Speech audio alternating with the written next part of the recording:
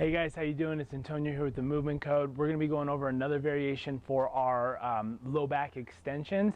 And the reason why I'm doing it here is just to show you the versatility of how and where you might be able to do this depending on what your triggers are. So for commonly, it's a lot of time for people in commuting and sitting in your car for a prolonged period of time. So let's say for instance, you're taking a long trip and your lower back is a little cranky from sitting in that flex position. And we know that extension helps us, okay? So you can use the bumper of your car. If you're at home, you're gonna use like a counter or something like that.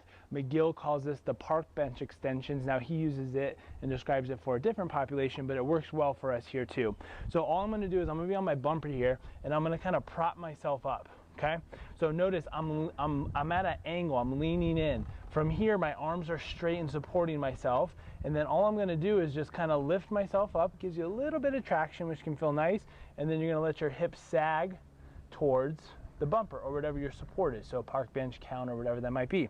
So now I'm going through a little bit of traction and extension in that lower back, of which was the opposite that was bothering me, which was more of like a compression and flexion.